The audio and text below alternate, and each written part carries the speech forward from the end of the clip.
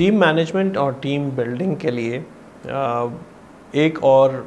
Tool है जो बहुत करामत साबित होता है, और वो है टीम बिल्डिंग एक्टिविटीज़। हर ऑर्गेनाइजेशन, हर इदारा, हर मैनेजर टीम बिल्डिंग की जो एक्टिविटीज़ होती हैं वो मुख्तलिफ़ अंदाज से परफॉर्म करता है। हमारे एक मैनेजर थे जो हमको 1 से 2 दिन बाद, ऑलमोस्ट हर 1 से 2 दिन के बाद वो कहते थे कि आए रूम से बाहर आ जाएं और साथ मिल के ओपन एरिया में गपशप करते हैं।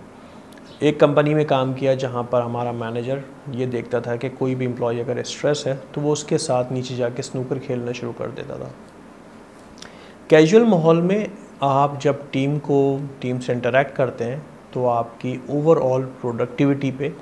फ़र्क पड़ता है, उस एम्प्लॉय की प्रोडक्टिविटी पे फ़र्क पड़ता है, क्योंकि उस कैजुअल माहौल में वो एम्प्लॉय आपके साथ जिस तरह से बॉन्ड करता है और कनेक्ट करता है और उससे एक ट्रस्ट लेवल बिल्ड होता है और उस ट्रस्ट लेवल के साथ आपकी प्रोडक्टिविटी बढ़ती है। तो मकसद सिर्फ प्रोडक्टिविटी बढ़ाना नहीं है, मकसद हमें एम्प्लॉयज़ को समझना भी है, उनकी मुश्किलात, उनकी परेशानियां जानना भी है, उनकी शख्सियत जानना भी है, ताकि हम उस एम्प्लॉय के साथ जेन्युइनली कनेक्ट करके एक अच्छा रिलेशनशिप भी बना सकें और एक अच्छा वर्किंग रिलेशनशिप भी बना सकें। क्योंकि हम सब जाहिर सी बात है किसी ऑर्गेनाइजेशन का अगर हिस्सा हैं तो उस ऑर्गेनाइजेशन का एक गोल है, और उस गोल को अचीव करने के लिए ये छोटे छोटे से हिस्से हैं, ये छोटे छोटे से टास्क हैं, छोटे छोटे से सक्सेस की टेक्निक्स हैं। अगर आप इन टेक्निक्स को अपनाएंगे तो यकीन जाने कि आप टीम मैनेजमेंट भी आपकी बहुत अच्छी हो जाएगी और आप अपनी टीम से अच्छा काम भी करा सकेंगे। आपने ये देखा होगा कि अक्सर ऑर्गेनाइजेशन साल में 1 दफ़ा पिकनिक का प्रोग्राम रखती हैं, 2 दफ़ा, 3 दफ़ा, 4 दफ़ा, डिपेंडिंग ऑर्गेनाइजेशन की क्या पॉलिसी है। इस पिकनिक का प्रोग्राम, इस डाइन आउट, लंच आउट का क्या मकसद होता है?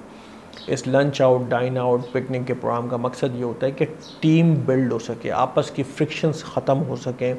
आपस के कॉन्फ्लिक्ट्स ख़त्म हो सकें। क्योंकि जब एम्प्लॉयज़ बाहर निकलते हैं तो वो एक माइंडसेट से बाहर निकलते हैं, अपने रोल से बाहर निकलते हैं और कैजुअल माहौल में अगलों के साथ इंटरेक्ट करते हैं और कनेक्ट करते हैं, जिससे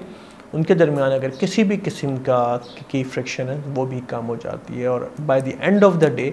इससे आपके काम पे फ़र्क पड़ता है। तो कोशिश करें कि टीम बिल्डिंग की एक्टिविटीज़ को अपनी पॉलिसी का हिस्सा बनाएं, चाहे वो 1 महीने पे हो, वीकली हो, 2 महीने पे हो या 4 महीने पे हो, मगर टीम बिल्डिंग एक्टिविटीज़ होनी चाहिए, और अगर आप रखेंगे तो आप एक अच्छी टीम बिल्ड कर सकते हैं।